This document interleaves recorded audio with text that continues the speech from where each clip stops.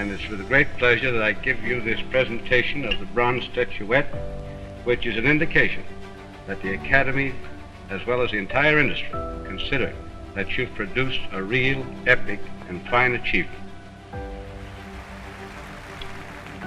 And the Oscar goes to Titanic, Braveheart, The Shape of Water, Ben-Hur, Slumdog Millionaire, Rocky, Lawrence of Arabia, Schindler's List, Oliver. It's a clean sweep. The Lord of the Rings, The Return of the King. Thank you very much. It's been a wonderfully exciting evening. I want to thank the Academy. This is truly an honor. Strength and honor. Thank you. I will drink until next morning. And the Oscar for Best Picture is presented to...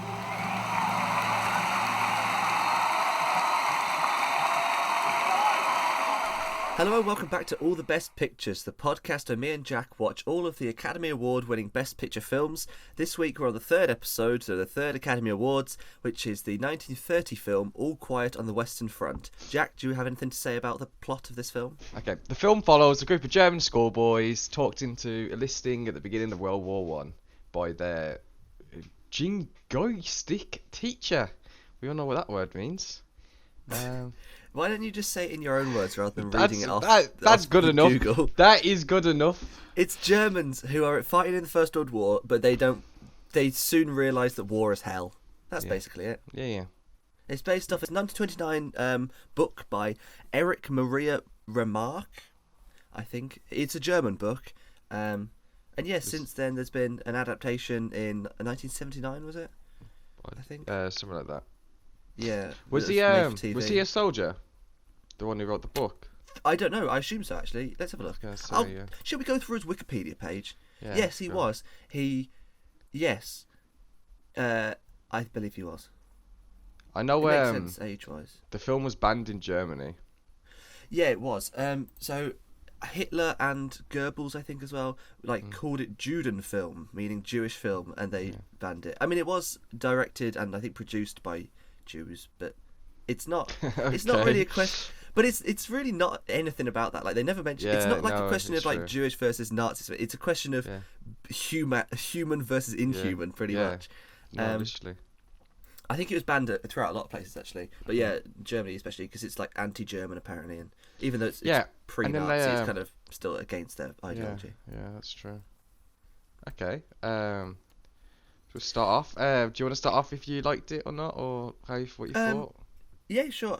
I liked it. Yeah, I thought it wasn't perfect, but I liked it. Yeah. Yeah, I think I'm the same. Like, I liked some parts. I really liked some parts. Annoyed me a bit.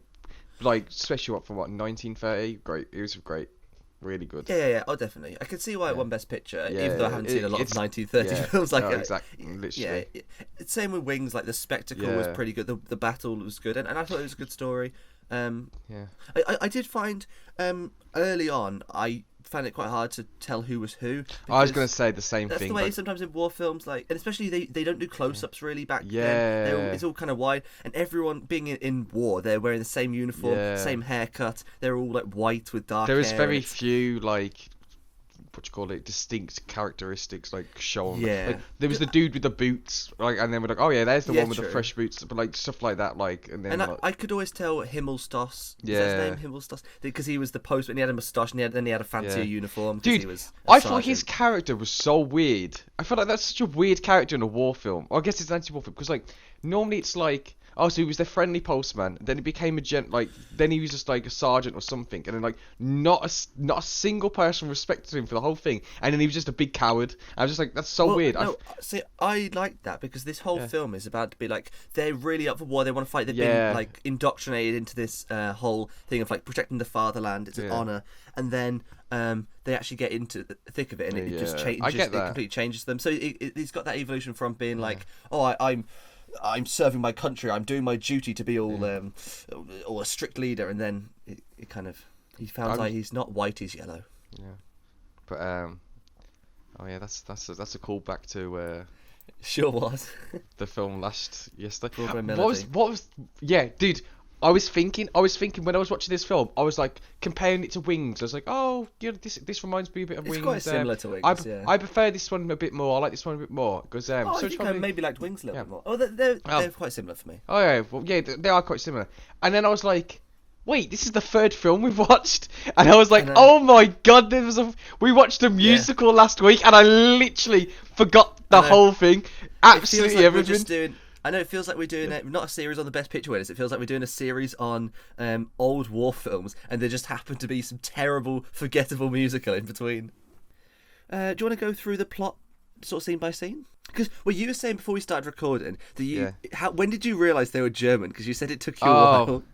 I'm not gonna lie. I'm trying to think.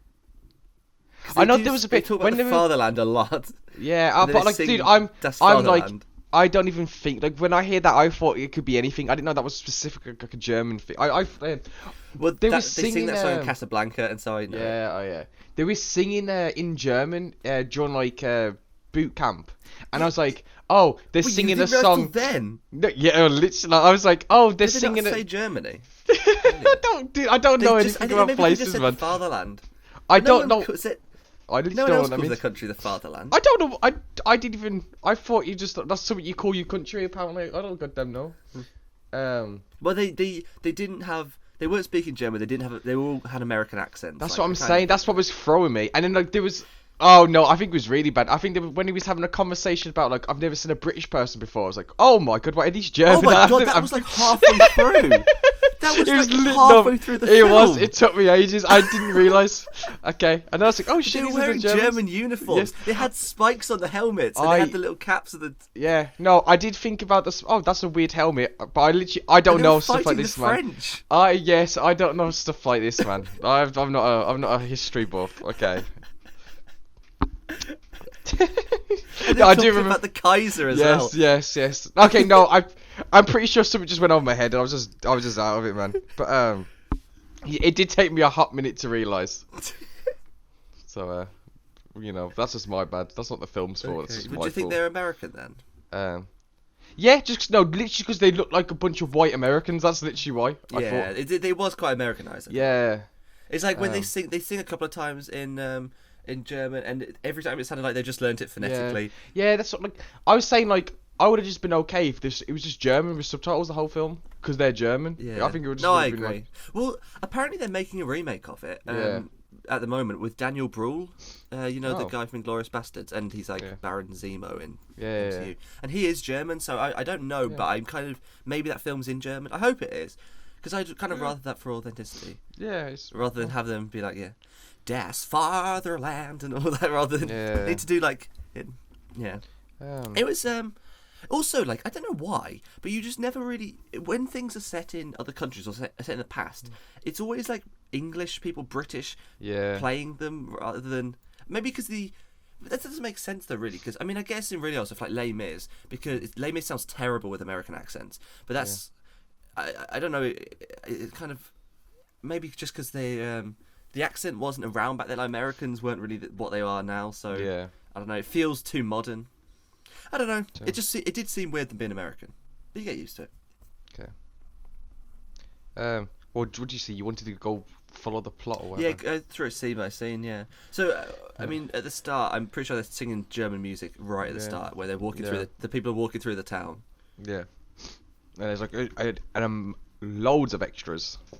Well, I remember like right at the start being like, oh my god, if I have to follow all these characters, I can't do it because it doesn't introduce Paul, because the main character is Paul Baumer, and he's just like, I remember when he goes through the names of everyone in the class, like Paul's just randomly in the middle or something, and so I thought, do I have to know, are we following this entire ensemble? I mean, I'm following some of them, but I thought like I was straight away like, oh my god, this is an overload of characters. Yeah, but it's great because like the professor, I knew it's great when like Paul goes back and like he's the only one fucking alive still. Just no one's there when he goes back to the classroom. Like I think that was my favorite scene, by the way. I'm kind of skipping. We'll get to it. That is my favorite scene in the in when he goes back. Which scene was that? When he goes back to the classroom. Oh, he goes back to the classroom. And that then, like, was good. Yeah. Because one of my problems I had was especially Paul, I think some of his dialogue was really weird and like whiny. And it's just there was some moments where I was like, I meant to make a note of it. Yeah. I can't remember. Oh, Yeah, though there was some really bad dialogue. Yeah, but there was some really bad moments. But then like that when he has that Wait. okay, go on. Oh, I was gonna say, I just remembered one of his kind of weird lines was, you know, he's being carried away to the dying room, or the bandaging room, or whatever, and it's like it seems like he had 2 lines in the script, but there was too much time to fill, and so he just repeats the same 2 lines over and over again. He's like, "I'm not dying, I'll come back. I'm not dying, I'll come back." And then he comes back. He's like, "I'm fine, guys, I'm fine." I'm just imagining I've been through the hell of war, man. I would just be like, I don't know, man. I don't think I'd be acting like that. And it sounded way too like literally whiny. A lot of his lines felt like really whiny, but he has that like speech he does when he goes back to the classroom, sees his own teacher, and like I thought it was really. I'm sure that's straight out of the book. I was watching that scene. I was like, this has to just like. What even is the book? Is it the exact same? Like it's just about German soldiers. Yeah. I assume it's quite an accurate retelling. Yeah. Yeah. I know that all the characters. I know that the character names are the same in the remakes. I assume they were in this too. I can read a bit into it. Find what there is. Anyway, let's see if I'm pretty sure he fought. Yeah, military service. Right. During World War One, Remarque was conscripted into the German Imperial Army at the age of 18. So that's the same as the characters in this. Okay, he was transferred onto the Western Front in the Second Company, which is the Second Company is the one in the film. So it seems like it's pretty. Yeah, he was wounded with shrapnel in his left leg, right arm and neck, and after being medically evacuated from the field, was repatriated to an army hospital in Germany, where he spent the rest of the war recovering from his wounds before being demobilized from the military. So this is like exactly the same plot as the film. Yeah. So it's pretty autobiographical. Yeah. And that's good. That's the same with Wings was like that, and you could kind of tell. It kind of felt very. It did feel authentic. It didn't feel like Hollywoodized, or it didn't feel this especially. The fact it's like it's so anti-war and so. Yeah, it's very anti-war.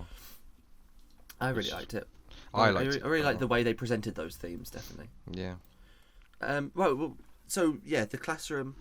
That's my favourite scene. Yeah, when he's telling them all to go, and he's just he just comes back basically saying you're just chatting a load of goddamn shit. And then like I love that. Yeah, like just a lot of the like all the anti-war stuff's done really well. Just like when he goes back and like he goes to the pub with his dad and like his dad's mates, and they're all just there yelling like how they need to win the war and they need to go. So deluded. Because they've just been told like, oh, we're winning, we're about to do it. Come on, Germany and all that. And he's just like he doesn't even say anything. He just leaves them because he's like, I can't be dealing with this goddamn shit, man. Yeah, it's so good.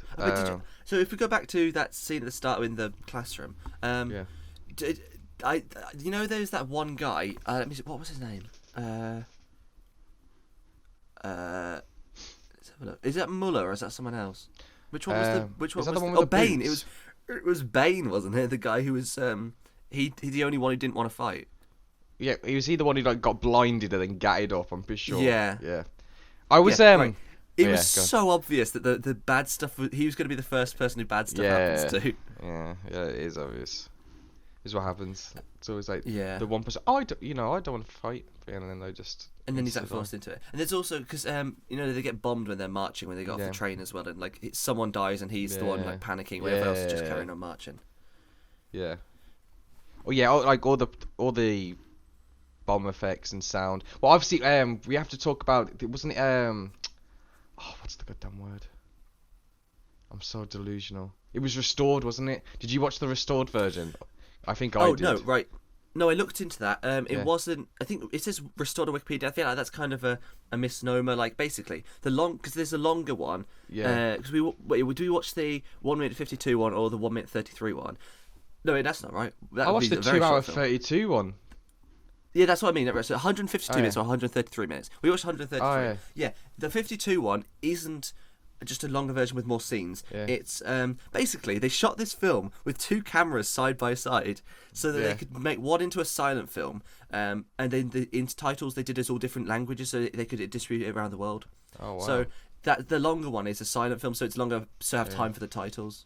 All right. Okay. And so that's why like it was big in Germany, and obviously Hitler and Goebbels weren't a big fan.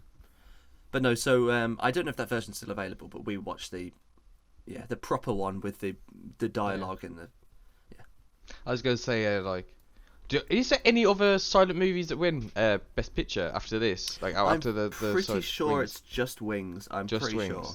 Because I think so, yeah. I think that might have been the biggest detriment to Wings for me. Is it was just a silent movie, and it just like I think if it definitely. Yeah, I think it would. I got used to it, and it's kind of like okay, they had no choice. It is. No, exactly. It's but it would still be a better film if. I would have got more out of it if I could hear these characters actually communicate instead of reading. Yeah, true.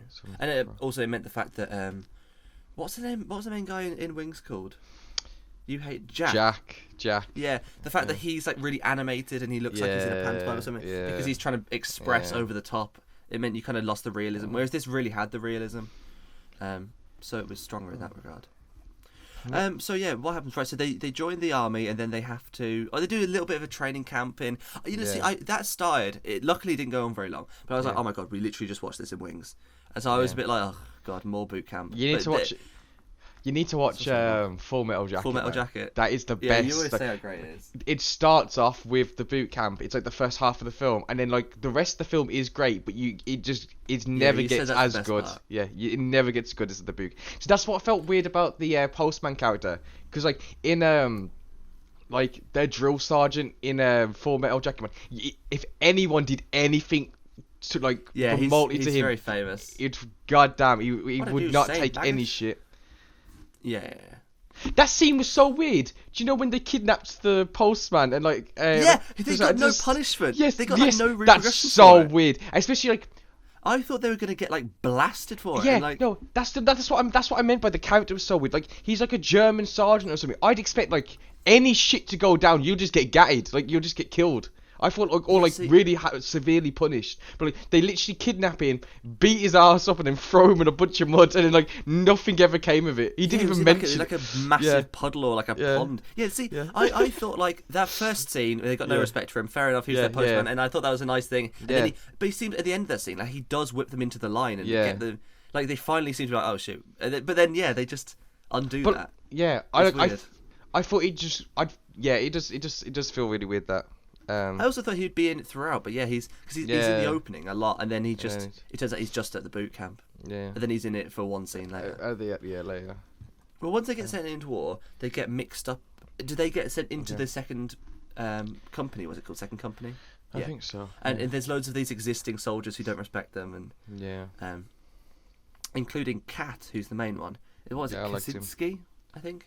Yeah. See, I could tell who he was because he was kind of quite a big burly guy. Yeah, and you see his nose. Like when he was young, I think when he was at college or uni, whatever it was, he was in a football accident and like smashed his nose, and that's why his nose is like that shaped. Like it's the actor. The actor. Louis Walheim. Yeah, he's just got like I think I might have seen him in unique destroyed nose. I think I might have seen him in other stuff because he looked familiar. I recognised one of them. Which one was it? I think it was. Oh god, it was the guy. He was like, is it Chard Slim Somerville? I think is the actor. I think I recognised him. His face looked familiar to me. I don't think I recognised anyone. He was the guy who he survived the end. Is it Chargen or something? Tjaden. I think he's the lead of the sequel, or at least he's in the sequel. Because the sequel is basically. I should have watched it for this really, but it's apparently not very good. But it's the second company like coming home. I think is it called The Journey Back or something like that? I don't know. The Road Back. Yeah. No. So that film that's directed by James Whale, who did. I've seen some films by him. He did like the old original Frankenstein and stuff. Oh wow! So he's quite famous director back in the day, and he was also like one of the first openly gay people in Hollywood. Like everyone knew and no one particularly cared. He was still one of the biggest Hollywood directors. And there's a film, Gods and Monsters, which is a biopic about him. I think in his later years of life, and he's played by Ian McKellen. And I know that they mention in that how much the director hated that sequel because how much he hated the film and how much he hated making it. And I think let's go on the review section on Wikipedia. Yeah, it's New York Times panned the film. Everyone said, it's apparently really well directed, but the film's terrible. Nice. And fair enough. It did bad at the box office as well. Well, yeah. Good. I should have watched it really. Same with the remake. Apparently the remake's very good. Anyway, I was saying I think I recognise the guy who survived. Nice. Was he the only one though? Because Cat dies right at the end as well, doesn't he? Yeah. I loved that by the way when he died. Before the end. I loved that scene. Oh my god, that was so horrible. I literally thought that was really sad. How when he's dead, he's like, oh yeah, he's dead. Yeah. And he's like, oh yeah, just bury him. And like the fact it's so nonchalant because it's just every day for them. I loved that, like, he was just on his shoulders, and then that's when he died, and like he just doesn't even realize he's just there talking to him, brings him all the way. It's crazy. It was crazy. The fact that done. the guy doesn't announce it to him in like a somber way, just like, oh yeah, this guy's dead. Yeah. Because it's just you wasted every your time, day. mate. You wasted your time. Yeah, literally, yeah. You just wasted your time. He's already dead. You shouldn't have brought him back. It's mad. It's. Oh my god! I thought that was really good. It was. Well, that let's was not really skip great, forward too much because that's right at the end. That is right at the end. Yeah. What's next? Well, we said they met up. This is the bit where the guy steals cat steals the pig. I'm not really. I didn't really get that. That felt like it's like felt a bit cartoonish and a bit. No, it felt like a comedy, like a scene from a comedy or something. Like yeah, some that like 10 minutes was very comedic because that was just after the pond chucking in as well. And then I think do they go to? Oh, sorry.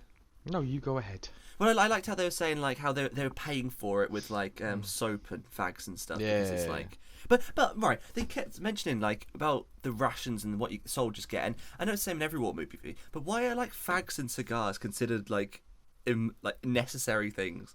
I would have said if you were in a war, you could surely give them up. But it's the fact that it's so ingrained that that's just what you need. They've got nothing else to do. They're bored out their goddamn mind. I suppose it's probably one of the only few luxuries they can have out there that's reasonably like accessible. It just feels like they're wasting room where they can have more food. Well, true. Then they go into their first sort of battle. They start off by winding up barbed wire around the no man's land. I liked that, showing like them building like putting up the barbed wire and like doing the trenches. Yeah, because you don't normally see that in movies. Yeah.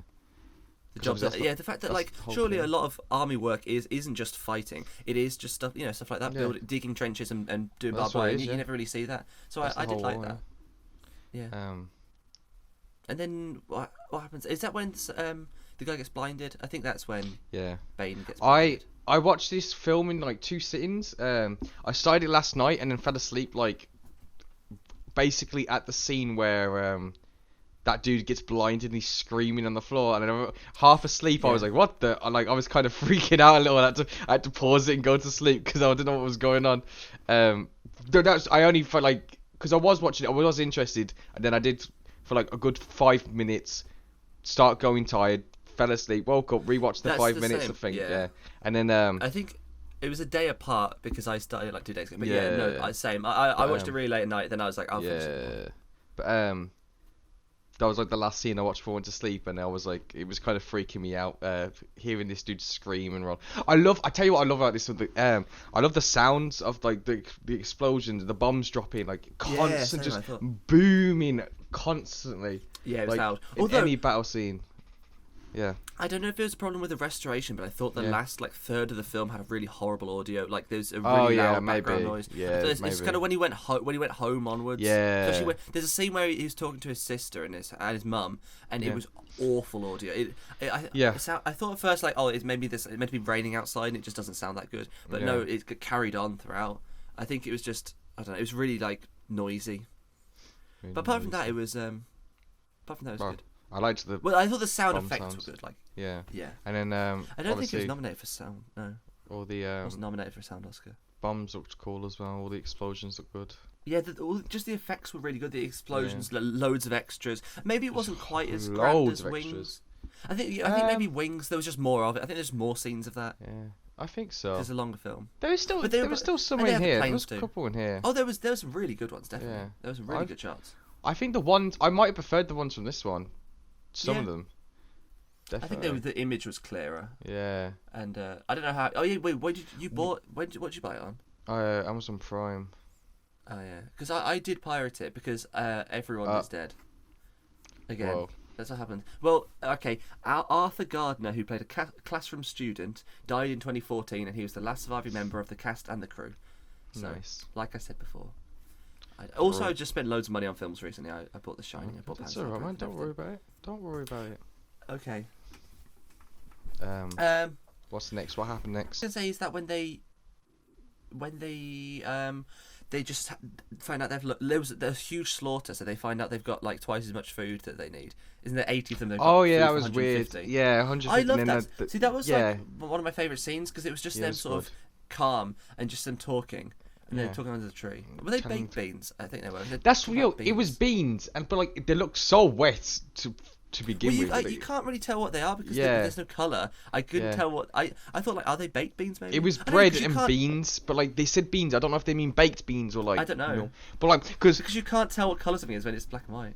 Did German people have baked beans back then? I don't know. I don't know because I think of them as very British. Yeah, like, no, that's what I said. Beans. Maybe, but maybe it's just like okay. So to eat in your day-to-day life, that's very British. But to only eat as rations in a goddamn war zone, maybe other countries eat them too. Because I know that everyone else, like the rest of Europe, looks down on us for eating beans on toast. I love beans on toast. Baked? No, but it depends. Like, because I think in America, if you have baked beans in America, they taste nothing like baked beans. Baked beans here are banging. They are banging. I don't care what anyone says. They're nice. I like them. Yeah. Get on. So yeah, get some toast. Because beans on toast is just like the simplest cooked meal you can make. Like, because it's like hot and everything, but like it's so easy. You just put them in a pan, heat them up, put some toast on, butter the toast, put some cheese on top of the beans. Yep. Easy. It's easy as that. Even I can do that, and I'm not good at cooking at all. Oh yeah, then after this, when they're eating their loads of food, which I don't know, it made me feel happy how they got a moment of being a moment of goodness. Like if their boss had said like, oh, let them have give them one portion each, I would have been sad. And then they're talking about they had that discussion about war, and see, I thought that was really great. You know, I think this is the moment where you realise they were German. I just loved. They were just chatting like, so why are we even fighting here? What started this goddamn war? And like, oh yeah, the countries just fell out and all this. Like, I loved that. That was great. Yeah, that was a great scene. Did a field in France fall out with a mountain in Germany? Yeah, that was so funny. That was so good. I really like the line where it's like the people are supposed to hate each other, but it's like if I saw an Englishman, like I have nothing against him at all. I've never seen an Englishman until this point, and like and he's saying a German probably an Englishman's probably never seen a German. We have nothing against each other. Why would we? And later on as well, where they get off with the French women who they're meant to be fighting France, and it's just they talk again like, why would we hate each other? It makes no sense. They don't even because like Second World War, fair enough, the motivations make a lot more sense. It's like the Nazis want to take over, they want to invade Europe and occupy you. But like back then, like no one knows how the First World War started. Yeah, and like really. And when you find out why it started as well, it's stupid as hell. Like it's the most like. But there's not even any real point. I mean, they say it's like the assassination of Franz Ferdinand. Yeah. But it's before then, like there was just you could track it back for all of time, just people having beefs with each other. But it's always it's the leaders of the countries, the people who are fighting the wars don't care. Yeah. And they don't have control. Is it like that scene later on when the dad and all the old men are just like chatting about how they need, what they need to do to win the war in the pub, and like they don't fight. They have no idea what's happening. Well, it seems to be rather than being against the other countries, it's more they're pro the fatherland and they just want it to thrive. And if they're the Kaiser's told them they're going to war, then they're going to win for the fatherland. Well, what's next? They go back into war, I'm guessing. I don't know if this is. I'm pretty sure this is around there. It's the cemetery attack next, isn't it? Which one?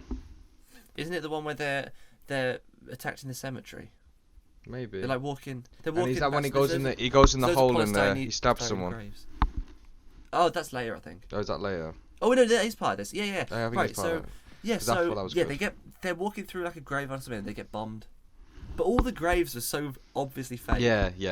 There was one that like blew up next to him, and it was just polystyrene.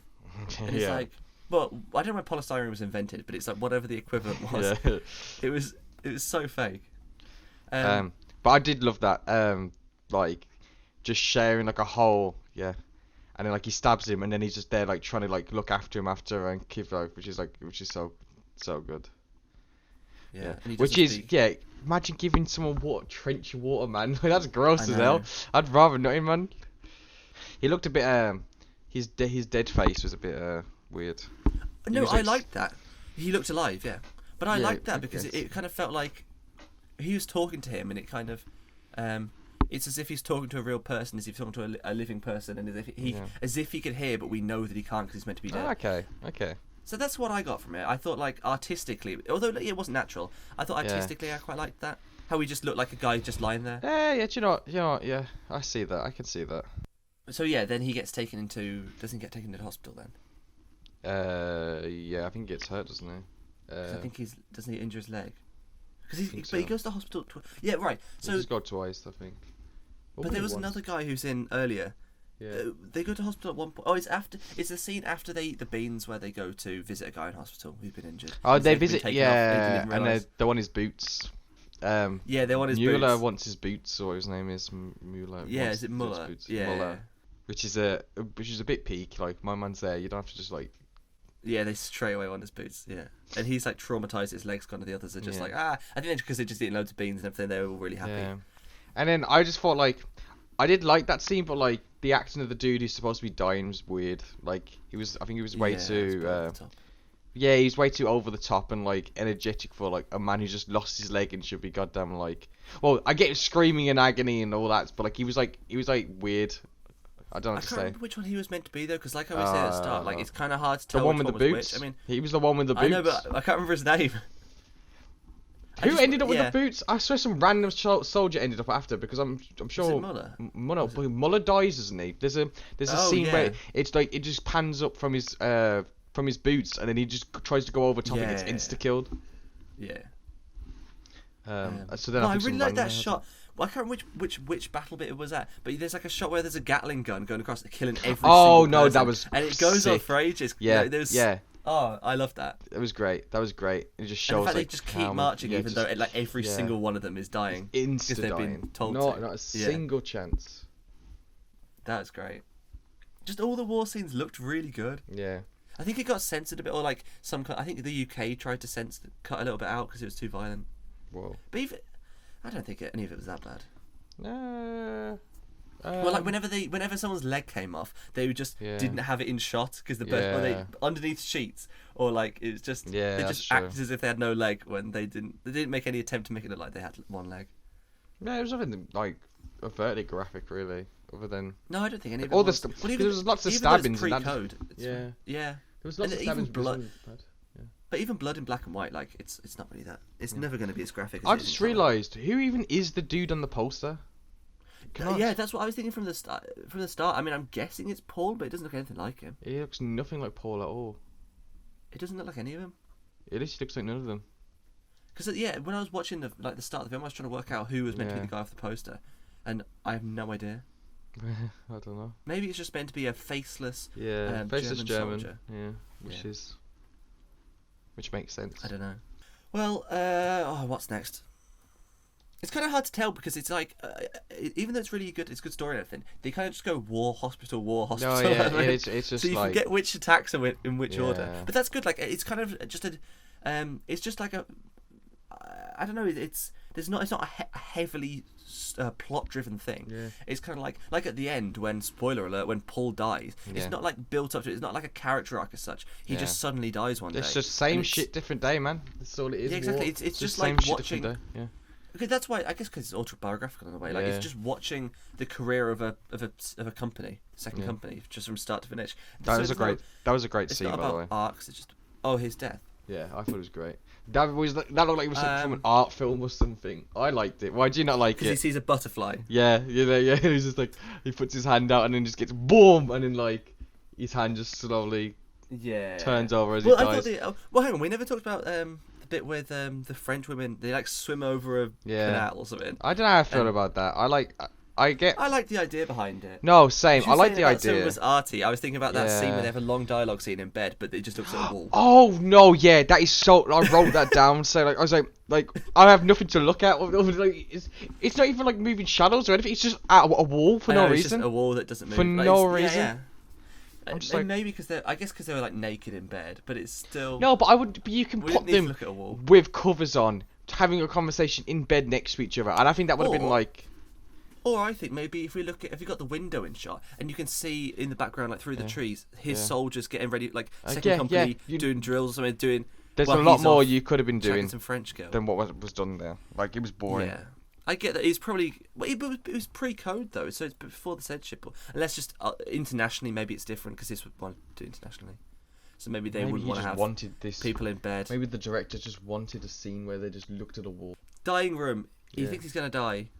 Yeah. And he's also got his mate, who's the guy in like the bed next to him, or whatever, and he's talking about all that. Like, I didn't know who he was. I don't know if he was just for that scene. It said like, because I think it says in the plot summary like his friend, as if they knew each other before. Yeah. Albert Kropp was his name, but I don't remember ever seeing him before. I guess it's easier when you know the actors. Yeah. So like there's a sort of similar size ensemble in Dunkirk or something, but we know who everyone is going into it. It's like with Hot Fuzz, how there's a humongous ensemble, but they deliberately cast well-known actors, at least in the UK, so that like you could follow who everyone was. And this, like, if we don't really know anyone, it's kind of difficult. Well, yeah, he survives the dying room, the bandaging room, or whatever it is, and he goes home. And that we've already talked about this, but these scenes were really great. Yeah. Right, the scene when he talking to his teacher is great. It's my favourite scene. It just shows like the delusionalness of the army. And what Avery just said was really, really moving. The specific points he was making were very good. And the professor, even though he wasn't there, has been the one saying to him like, "No, you're wrong. You don't know what's going on. You're delusional." And then he found it. He found it easier to go goddamn back earlier than stay at home. This classroom they're in, like, what is it? Is it like is it uni or is it school or what? Because they all look like fully grown men sitting in like a classroom as if it's like primary school or something. No, they look like fully grown men at the start when it was the main cast, and then when he went like back, kids. they all look like 15-year-olds. I think I don't know how long this takes place over, but I think it's. I still think it's like near the start of the war, but it's still over a couple of years, so they want them to like age, and so they start off looking way too old. Yeah, but that's a bit weird. They are maybe again you could artistically explain it, being like, because if it's telling it from like Jojo Rabbit, where it starts off, you feel like it's a film where it's like I watched it with my parents, and they didn't know going into it, like they thought it was just like an edgy film, just edgy like making anti-Jew jokes, making like Nazi, but like it's actually because it's from the point of view of the kid Jojo, and so when his attitudes change, then the film's attitude changes. And it's kind of like that here. So if it's like you're seeing them as men early on, it's like, okay, these men can fight, it's fine. And then later on, you see the reality that they're just a bunch of kids. I guess. So you can, although that was definitely not intentional. I'm pretty sure. Fully grown adults playing the cat, but artistically, you can kind of retcon. A nice explanation behind it. Yeah, that's true. That's true. No, you're right. Maybe I'm overthinking it. I'm trying to analyze too much. Yeah. But that's the point. That is the point. And then I don't know why Himmelstos was sent to the front line, but he was. Yeah. And then he's just instantly a yellow-bellied coward. Oh yeah, Paul's like trying to get him to man up. No, yeah, then Paul, the man who's really anti-war, is trying to get him to man up. Which is weird. And then he goes from being a coward to like screaming forward, and then like just runs faster than goddamn everyone else, and then just dies. Does he just die? He just dies. Yeah, he dies straight away. Nice. I can't remember how. Does he get blown up? Yeah, he just got hit by something. I remember there's a shot at one point where there's two people lying in like a big hole that's been blown out by a bomb, and like they're just lying there, and then there's an explosion, but they cut, so it's like because they couldn't blow up people in real life, they cut it, and so there's like one frame where there's just no people there. They just teleport away, and then it explodes. It's weird. They should have replaced them with dummies or something, really. That's pretty much it. It's got to the end of the film. It's pretty much. Although I know that Chargen survives. Like I think we just don't see him again. I don't know what happened to him. They never really round it off. Oh no! The last time they see him, he just gives him food before he goes to see Kat. Is he just like fighting in another part of the war? No, it was because he goes because they never like make a big deal about the fact he survives. Like he does, but we just don't. Yeah. It didn't feel like a last scene with him. Well, yeah, because literally he went from the last scene we had with him was where. Paul bought him food, then was like, oh, his cat dead. He goes, oh no, Cat's just going out to get food, and he goes to see Cat. Paul does. Cat dies, then Paul dies like a week later, and we just don't have another last scene with the last scene is he's just there with second whatever they're called again. Still just vibing. I thought like I must have just missed Chargen's death off screen, but some people live. I guess. But then that was the whole thing. Yeah, well, not everyone's going to die in the war. It's just. And then the whole thing. Is it every single other character then? Yeah, I think so. What was the opening quote? Might be a couple of small ones.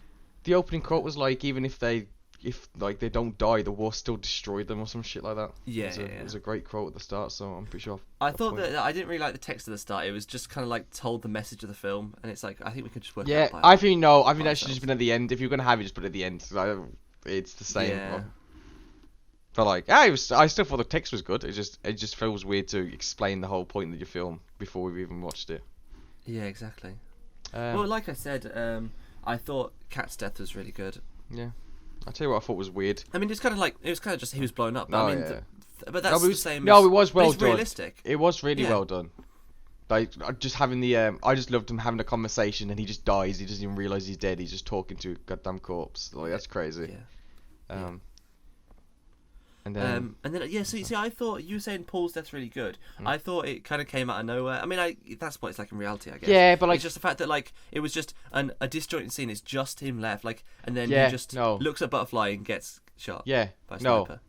I do. It feels like it's out of nowhere and all that. But like, I also know I like to think because it's he was talking about how as long Cat's here, like as long as he's got his boys, war's fine. It's basically easier than going home. But like I feel like everyone he knows, other than like Tarjan or whatever his name is now, is just dead. And he was just like, I don't know what to do. Maybe it's kind of because I thought at the time like Yeah. him looking at a butterfly was like, oh come on, like he reaches out for a butterfly, he's in no man's land. Yeah. Now I kind of see if all his mates are dead, maybe like Yeah. that's just the only positive thing he's seen in so long. He's just reaching towards it. Cause because like one of the last things we were saying to Kat, like when he was alive, was like, like it's like as long as we're together, it's like easy, like there's no problem. And then he literally dies when he's sending him stuff like that. Yeah. So yeah, unlucky. Feels bad. Well, that's the whole film, really. Yeah, you got have him goddamn dying. I think you got have Paul dying. I think we all knew he did. I knew he was going to die. And I think it was in a way that was like Yeah, I can see how just it's shows quite how fitting. it was scuffed. Yeah. I'll tell you something weird. Considering... Oh wait, hang on. Oh what? No, because mine's a tangent. So you go, you finish Okay. your point. I was just gonna say, considering we started it saying this film was, it was pretty good, that it was a bit flawed. We've literally said nothing but positives. Yeah, no, I really liked it. It's definitely my favourite so far. Yeah, no, it really holds up. Really holds up. Literally, my negatives are like there's just weird dialogue and whiny dialogue. Like it was just, some of the dialogue was weird. Yeah. But you are right. Because he felt like all the war scenes and all like the violence looked real, and then it went to like it would just be like something I just would not believe a person would say like in this situation at all. Yeah. Because he just felt so like off.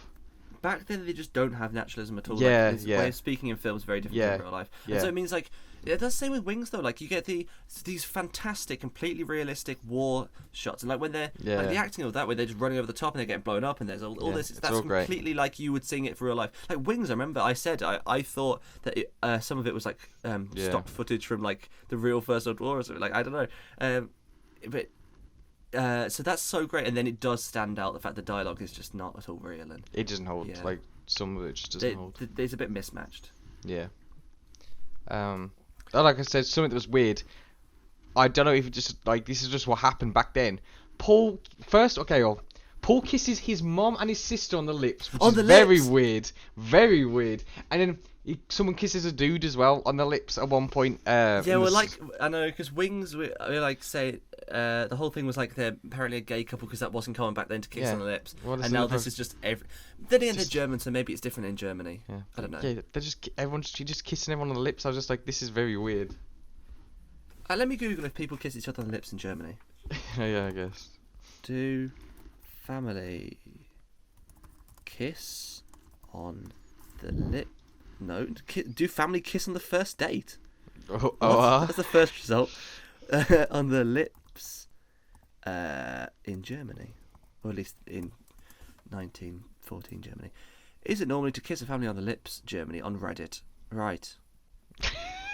I just watched an episode of Turkish Vorartfångare and saw two grown-up sisters kiss on the lips when they're greeting each other. My friend says it's completely normal. It's not unheard of, and it's also not very common. In any case, why should it be wrong? Two grown-ups deciding to touch their lips for a second in a non-sexual way. Not my greeting of choice, but there's certainly nothing wrong with it. That's what Bindalaska said. Nice. I always tongue kiss with my mother and father. It's completely normal. Lexicon 1993. Nothing more casual than petting to... Wait, what? Nothing like some casual petting to greet grandma. Okay. And someone called What the Fuck said, this family always with tongue. Oh my god. Okay. View entire discussion. Of course, it's normal. In Turkish culture, it's normal apparently. Nice. France and the Netherlands, face kisses, good. What can you do? Wait. Someone was replied by never mind. It's probably quite offensive.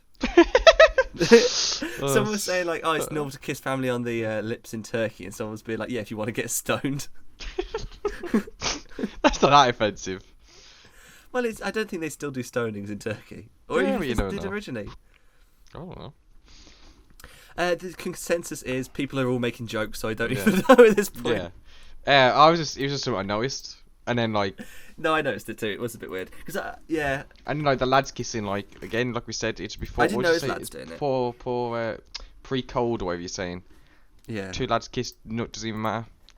it doesn't matter. And then I thought there'd be, to be honest, I thought pre-code there'd be more mad shit. I thought there'd be like swearing, and there'd be like just more violence, pure and nudity, stuff, and nudity. and pure. Like, because Wings had like a frame of nudity of when she's pulling the like when they walk in on her and she like pulls the thing up, like, and then don't even also remember also in the intro when they're like conscripting, there's some men getting like a physical check and you can see their asses, and that's it. But apart from that, there's it's not like Freaks. I can see why it was banned and see why it's pre-code. Like it's a bit mental. This is kind of bit crazy. I know we've still got. I think we've got 4 more ones before the motion picture code comes in. Nice. What's the next one? Actually, I don't even know what's next. I've been have a trying look. to. I have no idea what's next. I was having a little look. Cimarron. Oh, is that a western? I think that's a western. Oh, I like westerns. I don't know if it's pronounced Cimarron or Cimarron or whatever. Yeah, I think that's a western. I know they remade it. I think apparently the remake's better though. The remake's a lot more famous. Oh. But I I'm at. it's meant to be quite good. I could do the western next. I think it might be quite nice. I mean, I know we had 2 war films so far. They've both been good. Yeah. I like war thought films musical normally. might be nice to mix it up. See, I don't really. I know a lot of people tell me it's always the same stuff, but like I like what I normally watch. That's why like I was rolling my eyes when they went to boot camp because I was like, oh my god, this went on forever in Wings, and now it's in it again. The next one's Cimarron. Yes, yeah. I'm trying to think. Cimarron. Okay, let me think. I The tell you, poster looks like Indiana Jones and the Temple of Doom. the Like, next his one. his Yeah. costume. Sorry. The next one I know about is Gone with the Wind, which is the 1941, and we've got like 7 films before then, or something like that. That's the first one in color as well. Yeah. Isn't Gone with the Wind like 4 hours long? I swear it's like. Oh god. I swear it's like Snyder cut like level. Nice. Oh, then Casablanca's 44. I know about that. Hamlet's 49. Oh, what? I just like the. I think there's a couple of Shakespeare ones. I think there's Henry V. I'm trying to think. Okay, I tell you the first one. Oh wait, I literally on my list already was Bridge of the River Kwai, the 1958 one. Yeah, I was already gonna watch that. It's got Alec Guinness in it. Yeah, a lot of them are ones I wanted to watch anyway. Yeah. Especially the later ones. Hang on, I made a list of which ones I'd seen and which ones I haven't, and I actually have seen surprisingly like a lot less than I thought I had. Like I've heard Lawrence of these Arabia. first 3. I've seen How Green Was My Valley. So hang on, I do it on my fingers right. 3. How Green Was My Valley, Casablanca. Then there's decades until Silence of the Lambs, Titanic, Lord of the Rings: Return of the King, Slumdog Millionaire, Birdman, Shape of Water, Green Book, Parasite. I've seen 13 Best Pictures. You've never seen Sound of Music? No, never seen Sound of Music. You haven't seen Sound of Music, guys? I haven't. No. There's so many of these are like classics that I just haven't seen. 1969 Oliver. Can't wait for that, man. Can't wait. I'm looking for Ben-Hur as well. Yeah. That. Apparently that's good. I love Oliver. I've seen that so many times. I know, it's like the your French favourite film. Connection. It's one Like of my when favourites. we're drunk, you didn't put it on like on Saturday. You always nice. at sessions put on Oliver at the end. Yeah, well, sometimes you gotta change it. But then again, we just put on thingy on a loop. You and your sister were putting on the same La La Land songs over and over again. I was drunk as hell. I don't even remember like putting songs so on. was I. So yeah. Oh, I remember everything, but yeah. I forgot about some moments. Oh, the 90s. Like I've seen a lot of the ones in the 90s. I think Silence of the Lambs. I've seen Forrest Gump, Braveheart. I've seen Titanic. I've seen I think I've seen half of American Beauty. Not gonna lie. Oh, that's the one I'm least looking forward to because of the director and lead actor. Yeah. That's Who's be the really director? Awkward. I'm pretty sure it's. Oh wait, no, it's Sam Mendes. I was thinking it was Bryan Singer. What was I thinking? Oh, no. That's The Usual Suspects. I love that film. I love that film. I'm pretty sure it's Sam Mendes is the director, actually. I love The Usual Suspects, I like but then every time I watch it, I'm just like, okay, so you got Kevin Spacey and Bryan Singer together, it's. Yeah. It's still going to be. He's a very good actor, Kevin Spacey, but it's still like I feel like that's going to be awkward. Yeah, but that film is it's a guilty pleasure now because of the people involved. I'd say looking at this lineup, I'd say the 90s are probably the most consistently famous. I mean, there's ones in like the English Patient, Unforgiven, but 2000s are pretty good. Like the 10s, if that's what you have to call them now. I don't. Oh wait, no. Oh, I saw No Country. I watched No Country for Old Men like 2 weeks ago. Is that Coen Brothers? Yeah, I think it's pretty good. I think it's just Joel Coen, isn't it, directing it? But yeah. I think my least fucking. Oh, did I just nearly swear on accident? I said my least to be looking forward to is probably Gladiator 2001. I hate that film. I've tried to give that film. Everyone tells me it's good. Everybody tells me, "Oh, I love Gladiator. It's great." And I like Russell Crowe. I think it looks bad. I know some people are weird with Russell Crowe. I'm one of those few people I think that just likes Russell Crowe. And then most stuff I've seen him in. I know you're not your favourite lame is. I like him in True History of the Kelly Gang, but I don't. Most things I've seen him, I don't like him in. No, I don't like him in everything I've seen him in. I like him in what the hell is that film called? It's so good. It's Ryan Gosling and Russell Crowe. It's in a comedy. It's done by, I think it's directed by Shane. Is it Shane Black? Is that his name? The Nice Guys. If you want want a laugh, watch The Nice Guys. I think you'll definitely like it. I think you'll find it hilarious. I think it's absolutely hilarious.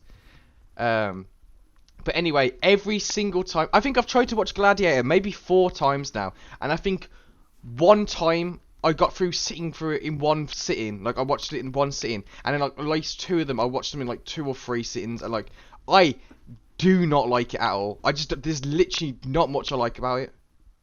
I hate it. It's kind of goofy to me. Yeah. Like doesn't look, I don't know. Maybe we'll get to that one. 5th time's the charm. I might enjoy it this time. Maybe. True. Finally. So we'll get to that. Well, you know what? Yeah, I am looking forward to Cimarron next. I think a western would be nice. I've barely seen any westerns, you know. I've seen the good, the bad, and the ugly. I haven't watched the whole trilogy. I've not watched any of the like Dollars trilogy. I've seen Django, as in like Django. The one that song's originally from. Yeah. I need to watch that. I really want to watch that one. Django's great. That's pretty much it. I mean, I've seen Back to the Future Part 3. Nice. The first few episodes of Westworld, and then everyone told me it gets shit, so I stopped. Oh, I haven't seen any of Westworld. Oh, I've seen the Westworld film. That's kind of a western. I think. But yeah, it's just not a genre I've seen much of. I think for Lord of the Rings we have to watch all 3, man. Yeah, I feel the same. Just review the third one, although we'll always end up doing all. We'll make over a year. Yeah, exactly. We've got plenty of time. But I'm saying when we do that, if we do this week by week, there will be 2 more winners by the time we finished. Hell yeah.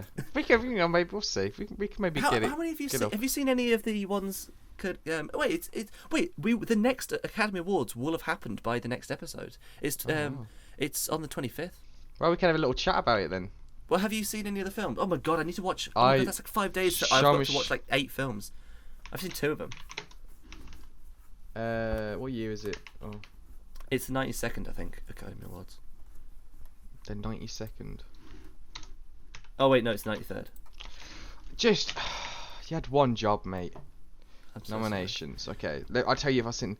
Oh, I was gonna watch the Trial of the Chicago 7 the other day. So yeah, it's really good. It's Sacha Baron. Although Sacha Baron Cohen is terrible in it. Oh, that's the only reason I was gonna watch it. Okay. No, like I think he won the Golden Globe, or he's nominated, and he's nominated for Best Supporting Actor as well. And it's like he was by far the worst part of the film. I love Sacha Baron Cohen. I watched Borat 2 like 2 days ago, but like, oh my god, his accent in this is awful. Like, did you? Oh, you didn't watch Who Is America, did you? Because you're cringing too much. But like he plays Americans in that sometimes, and he can't do that accent at all. Okay. But no, the film is great. Best Picture. That is the only one I've even heard of. Is The Trial of the Chicago 7. Oh, I've watched Mank as well, and it was terrible. Terrible. Well, it was like okay. It was so much worse than I thought it'd be. It's about Herman J. Mankiewicz, who's the guy who wrote Citizen Kane and with Orson Welles, although the film kind of makes out like he did all the work, and he is not interesting enough to have a biopic made about him. Like he's so uninteresting, and I normally love a good Hollywood biopic, especially about like old films. Maria Bakalova is getting Best Supporting Actress for Borat too. Yeah. What the hell? I mean, she's good, but this year is going to be kind of the least deserving when it's kind of maybe some of the early ones too, when like Broadway Melody, just because it had sound, just because it had a little bit of colour, but. In recent years, this will be kind of the least deserving ones because, although I'm sure some of these would have been nominated anyway, but the vast majority of the competition, all the big films have been delayed. Really, yeah, nothing came out. I was glad about the last one. The Parasite is a banger. I love Parasite. That was the one. I thought last year's was really strong. Yeah, I think all the films were good. I never watched Ford vs Ferrari, but I've seen all the others, and I didn't like Little Women very much. I just thought it was boring. Yeah, I think I can see it's not really for me. I think Parasite's the best. Irishman's great. Jojo Rabbit's good. Yeah. Joker's good, but it's not best. It's not best. It's no way like Marriage Story. Yeah, Little Women's. No, yeah. No, that was such a good year. I literally watched all of them as well. Like Marriage Story is a banger. 1917 is brilliant, and I love Once Upon a Time in Hollywood. Like that, I think that's a really strong year. There was one year. Was it 2011? It was the year the King's Speech won, I think. It was 2011. Like they were all bad. Like that was a terrible lineup. Yeah. Well, I think we've rambled enough. True. I've been filming for over an hour. So yeah, I've done an hour 2 minutes. Or 3. Yeah, same. All right. Well, I'm not looking forward to this Oscars at all. I think this episode was it wasn't that funny or anything, but I think it was a lot more coherent than the previous 2 episodes. We discussed about the film. So we did what it says on the tin. We did what it says on the tin. aimed out to watch one of the best pictures, and we talked about one of the best pictures. We watched it, goddammit. I'm in a better mood than I was after finishing Broadway Melody. Oh yeah, I was annoyed. I was going from, this is just going to be a fun side project we can do like one a week, have a bit of fun, and I was like, oh no, now it's just work, man. It's just job. It's just like doing more work. No, can't be arsed. Because I know, but now, like, people this is good. Like, most people don't watch old films really, and you kind of groan when you think about them. We should. But I think this proves that people shouldn't be overlooking really old stuff. Yeah. There's some diamonds in the rough. Yeah, I do think though we should throw some, like, if we want to do like an extra film a week occasionally and just like throw something like more new, not even do a different one. Well, if you've got any ideas, you lead that. I'll lead this thing. Okay, because I think it would be what you call it? I think we should carry on doing more diamond in the rough stuff. Just trying to new films which people haven't seen that much of, and I think so. We should. I mean, I want to do all the worst pictures as well, but that will be. I think the first one was in 1980, so that would be like over a year's time, a bit less than a year's time. Nice. So if we're doing it like lining up years wise, So in a year's time, look forward to all the worst pictures. Oh, good. Mark it on your calendars. Okay. So that's it, really. Right. Thank you for listening or watching. Yeah. I hope you got this far. Because we kind of just rambled off towards the end. But I can always cut some stuff out. But I don't know. We'll see. Join us next week when we watch Cimarron, if that's even how it's pronounced. Cimarron. I'm looking forward to it. I assume watching. Well, if you haven't seen this film, wait. It's great. Wait. I know you just said goodbye. I want to read one review. I normally read a review for the next film. I always forget. I forgot this time. Okay. Rotten Tomatoes, 56 audience score. Okay, so it's in the middle. It's in the middle. It's not as high as no. Which Cimarron have you got? Have you got the 1931 Cimarron? Have I got the right one on? Because there's a remake. I think the remake's more famous. 1960. This is 1960. Okay, IMDb it's 6.4. Yeah. It's still only like middle range. Let me read one review. Oh yeah, 52. 70 on Metacritic. 5.9 on IMDb. Alright, John, I'm just gonna read one quote. I hit oil. Oil. It's oil. Well, What does that mean? You'll find out next week. But doesn't that mean he was digging through a good film, found oil? That's a good thing.